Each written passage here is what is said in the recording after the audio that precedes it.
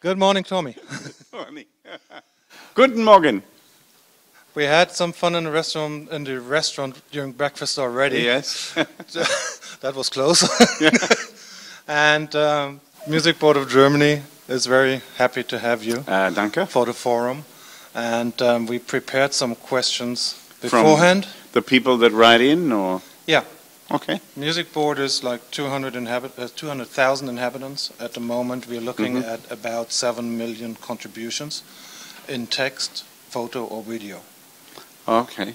So Great. the community is pretty big, and you're pretty known, and there's plenty of people that try to follow or your footprints. Many compliments, and thank you for this opportunity. Alrighty. I'm trying to group, or was trying to group, the questions that the folks back home were posting. And the first group would be how to release pressure. Because there's more questions in there. It's like a friend of mine who is slightly older than you are, who played pretty much in earlier days. He's starting to get problems with his fingers, especially when it's cold. You play a concert, obviously you're hyped up, but you have to go to bed and drive out in the morning. Exactly. Stuff like that. Yeah. You told us yesterday during the workshop, there is you exactly have to know when you have to rest. Oh yeah. So, well, okay. I can speak from my own experience. First of all, I want to say I never have problems with my hands because my guitars are not difficult to play. And many people don't know you can get you don't have to play the guitar exactly as you buy it in the shop. You can have it changed, right? Yeah. It's simple as that, but not many people know that, you know.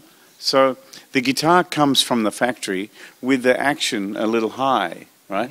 And this is on purpose so that when you buy the guitar, you can have the action set how you want it, right? Yeah. So first thing you do when you play the guitar, you feel how hard and how much pressure is on the string. Look down the neck and see that if it has a little bow, then there's going to be much pressure. So you straighten it. Yeah. Then that takes the pressure, releases the pressure. But then if you want the strings to be a little lower, you can get that done too. So it's really up to you. For me personally, I practice every day, and I play a lot during the concert. But then when I'm finished, I'm ready for resting, because at the end of the concert, I've given everything. Okay, now I need to rest so I can give everything tomorrow. Okay. Yeah. So it's like here is my tank full, and at the end of the concert it's here. Then I take a sleep, some Frühstück, some traveling. Now my tank is here. Right. Now I play the concert tomorrow night, boom, and now it's gone. So you must give it all, and then you get a chance to give it again tomorrow. So you personally don't have a reason to go out for drinking after a concert. I did that. Unless you enjoy the company, of course. But it's not to get you out of the concert mode. No. You're done by the end of the concert. I never. At the end of a concert now, I'm tired. Okay. I've given everything, right? But when I was very young, I could play concerts all day and all night and still go out and jam. Okay. So I think not just your body changes, but your what you say, what is important to you changes. Yeah. Right? Because I'm playing concerts all the time, it's important for me that I am 100% when I go on the stage. Right? So I work backwards from there. So this morning, when I open my eyes, my first thought is, I have a concert tonight. I must be at my best. All right. So what will I do to be at my best? I will eat good food. I will practice. I will rest. I will exercise. I will change my strings. I will tune, eat something good, meet people, sign an autograph, everything. And then when it's showtime, I'm ready. You're ready. Yeah. Besides stuff like we do now, which I believe is something not the common way to have the breakfast instead of being around the show, because you stayed in San Luis Obispo overnight. Oh yeah. Which made it lucky for us. Mm-hmm. But besides that, is thinking out of the box, looking at the place, going downtown, is that something that helps you? I think it's good for us. Yes. Yeah. And this is the same in every country. But mostly you are here to work, you know. True. And so my main focus is to be in good shape for working tonight. That's my number one priority. But for instance, if I look out the window today, I can see that this is a very nice place. The sun is shining. I will take a walk. I will breathe the air. I will look around me, okay. you know. Normally, if I have shopping that I must do, it's normally for some clothes or something like that. Yeah. Then I will take time to do that. Or normally I visit a music store. Yeah. Yeah. Wherever I travel, whether it's Europe or America or Australia or whatever, I try to find the local guitar store, and I buy strings, or you never know what people have in a store. Right. And sometimes you can find the best thumb pick in some little store in the middle of nowhere. And so it's always good to check, and I support the local music. Yeah. So as much as your overall gear is overseeable, you're still looking for the little things. Oh, absolutely. Yeah. Okay. Since you're a pretty small group traveling, how much of that organization you have to do yourself? Basically for yourself, of course. Like you said, I have to make my own schedule in the first place. Yeah. To know when I'm ready. Well, as far as the touring schedule goes, my manager gives the time frame. Say this month, January, February, we will play in America. We will play West Coast and Florida, and some in Louisiana. We will not play in the very cold areas like Boston or New York, not at this time of year. We will play there. No, it's just all the flights get cancelled. Yeah. you might miss a concert because the road is closed. Yeah, you have to be careful. So we try to plan smart. Okay, January, February, let's go where the sun shines. Florida, California. Yeah? Good idea. Yeah. So here's what happens. So my manager gives this time to my agent. My agent then goes and looks for the right venues and the promoters, and they book the concert, and then they start to advertise, and then we fly in here to San Francisco. We pick up our van, our cars, and we drive. Yeah. It's easy, you know. So a normal day for me is up early, play a little guitar in the morning. My wife and I, we carry a smoothie maker. Yeah. So a good start into the day. Yeah, we have some good food first thing. Yeah. Many vitamins, protein, fruit, and mix it up, and that's a good start. And then we travel. We get to the next city. Normally we arrive in the next city by about 2 o'clock, maybe 3 o'clock. Then I'm very tired. I sleep for half an hour. Okay. Sleeping. I wake up, douche, shave, get ready, go to the theater I go to the theater at 4:30. Yeah. And my tour manager and who is my sound man, he has everything set up. Okay. And the sound is ready, and now I will play, and we will get the sound in the hall the best we can. Yeah. The sound in the monitor, okay, good. check the microphone, check everything. We play very loud to make sure nothing will break. Yeah. Yep. Eat. Meet the people. Tune, new strings.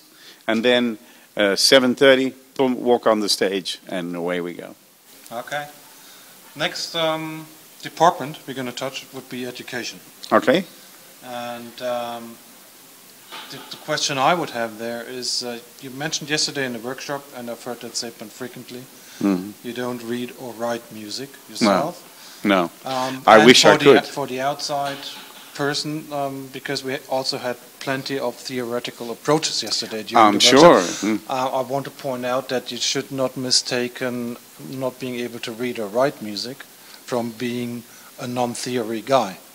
There is plenty of theory you collected, I would assume, from turning back and say, why did that work?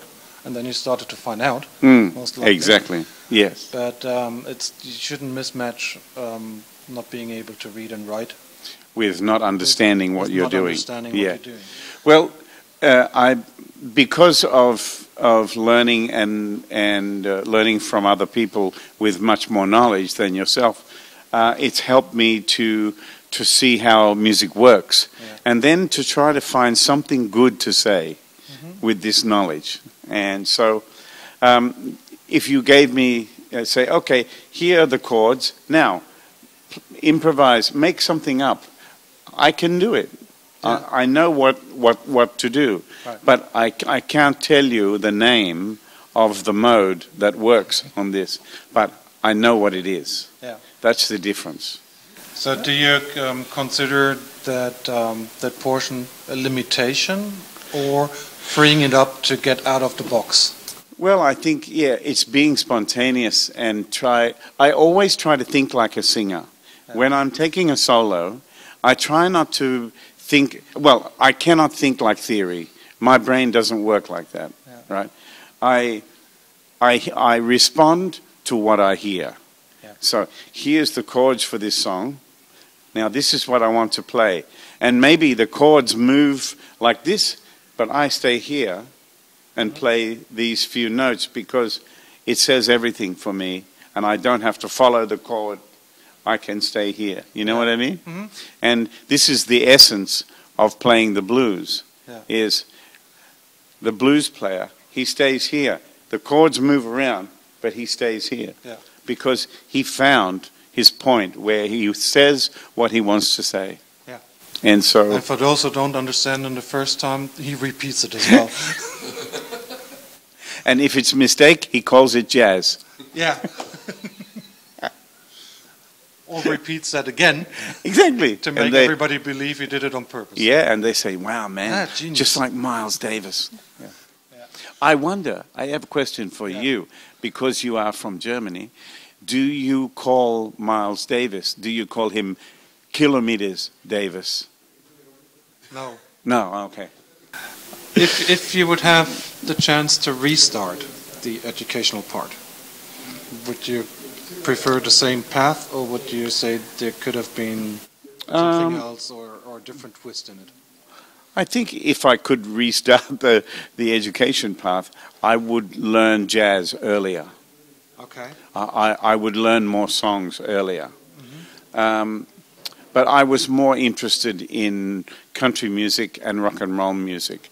I did not fall in love with jazz until I was in my late 20s. Okay. Well, just one sec. What's up?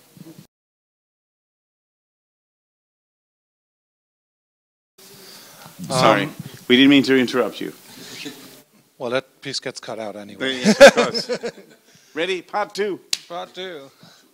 I don't know how familiar you are with golfing, and if the name Ernie Els says something to you. A South African called the Big Easy. He's tall, but his swing, his movement looks very fluent. Okay. So he got interviewed on a driving range in South Africa, and the guy went up to him and said, well, you are a natural born golfer, everything looks easy, falls in place. And Ernie Els turns around and says, you can't imagine how much practice it needs to look that easy afterwards. Exactly. Something you experienced yourself? it's the same in any endeavor, and anything that you are trying to excel at. I was saying this very thing this morning to my wife. I said, when I watch Fred Astaire doing this, have you ever seen the footage of him playing the drums and dancing? I said, I could watch him walk, and it would be entertaining and beautiful for me, because he's born to move with such grace that it's beautiful, right? When I watch Michael Jackson dance, I know he's born to dance. When I watch Muhammad Ali boxing, he's a great athlete, and it's a beautiful dance he's doing, right?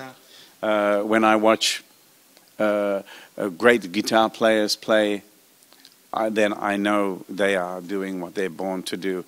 But nothing comes easy. Everything takes such practice and precision to. So when you watch, you don't see the work, you see the result. But the work is there. And as far as I understood you, the work happens in your cellar because you don't want to hurt anybody trying to practice. No, I don't want people don't need to hear me practice, because practice is about repetition. It's the same thing over and over and over, and working and working and working until your fingers know exactly where to go, and then they move there so beautifully. Last night I watched a Chinese girl play classical music. It was Paganini or something like this. It was so difficult, but she did it so easily. I was absolutely amazed. And if I could have 1/1000th of her technique, wow, I would be so happy. It's amazing. But it takes this kind of practice, you know. When you watch Joe Satriani play, if you watch very closely, it's so beautiful what his hands are doing. They are some of the most beautiful hands to watch. In regard to guitar. And Yngwie Malmsteen, his hands are beautiful to watch. True. You said something with the Chinese girl. I believe you easily do 1/10 of her skills. Wow, that's it. But in addition to that, and that brings us to the next portion of the interview, there is more than playing guitar to be a certified guitar player. Well, yes. What else? Well, it's about the caring for people and bringing your music for these people. See, I think for a person to reach their potential, they need 5 things. Number 1, know who you are. Who am I? I know who I am. Know what you do. What do you do? You have to know what it is that you are driven to do, okay? Now, number 3, know who you do it for. Okay? I do it for you in the audience. I do it for you. And number 4, what do you get from me? What do you get out of it? Okay? I know what you get out of it. You feel so wonderful. You forget your trouble. All you think about is what is going on when I'm playing. You're not thinking about my financial trouble, my bad old car, my sick uncle. Or you're not thinking anything, because this is what's causing you pain and stress in your life. I take this away with whatever I can, right? Now, number 5, what do I get out of it? I come to town, I make you feel good. I go to the next town, I make the next person feel good. So it's a little bit like a doctor, but I know that I'm not so good at other things. But when I play music, it's good for you. So that's my only reason, you know. And so my main goal is to try to reach for excellence in what I do, right? That's my drive, to to be excellent. Because you know what? When you really are reaching for excellence, you feel so happy inside. Yeah. And so the number one thing in life is to be happy. That's our number one push, is to be happy, right? Yeah. So, I know who I am, I know what I do, who I do it for, what they need and what I need. Yeah. They're simple things, but they really work. Yeah, I guess so, because otherwise that appreciation... I'm out of a job. ...wouldn't have been there, and you have a job. Yeah. That gets you around the world. If you look back, like for me myself, I got a job that I love. Did it since '87 now, which is air traffic control. So. Oh wow. I did plenty of That's high-level big sports responsibility. with basically the same amount of practice time that you put into guitar. Uh-huh. Being around with the Boy Scouts in the younger days, I played some guitar to avoid Sitaki dancing. I thought it was easier to play guitar than dance. Yeah. And completely forgot about the fact that I can do music myself. So I've been falling into playing guitar and making music 6-7 years ago again. What is the forgotten thing in your life? There's nothing forgotten in my life. No. So there's nothing you would say, well, okay, sooner or later this is going to grab me and I'm going to spend more time with that specific thing? No, because it's the opposite way. The older I get, the more music means to me and the more I want to be better at it. So it's reverse of what you're saying. Okay. It's more important for me to be playing and touring now than 20 years ago. Okay. Yeah, yeah. That's good information there. It's true. And since I left Australia and started to see the world, to come to Germany, to come to France, to Holland, to Italy, to Sweden, Norway, Denmark, Japan, everywhere, I see the world in such a different way, and I learn so much. I also know that we are all the same. It doesn't matter whether you are German, Australian, Chinese, we all want the same thing, to be happy. We want to feel like our life has great meaning. Yeah. And we all must find who we are and what we do, and we must go to do it. Okay, so yesterday during the workshop you said you don't want to hurry. You consider yourself to be on a marathon. At what mile are you at the moment? Halfway, Halfway? I hope. Yeah. So there's still enough achievements you can go for. Yeah. And that keep you driving and learning. Oh yeah. Every day I get the chance to look around me and to learn. And sometimes I go through periods of listening to Wes Montgomery and to people like that and change my listening. Yeah. And then the next day I listen 9 Inch Nails. Yeah. And then I listen to Johnny Cash. And then I listen Mozart. I try to listen to everything, to bring it into my body and bring it into my bones, you know? Okay. Because it's a big part of life. And these people have so much to give us. And I hope that somewhere I can take something from this genius and make something with it, you know? Yeah. We appreciate your time. Danke. You started with getting ready for a show, and that somewhere in between there, you want to be well prepared and have a rest and stuff like that as well. Exactly. So we let you escape because you also have another interview to do. Okay. And yes. We really appreciate the time that you spent with us.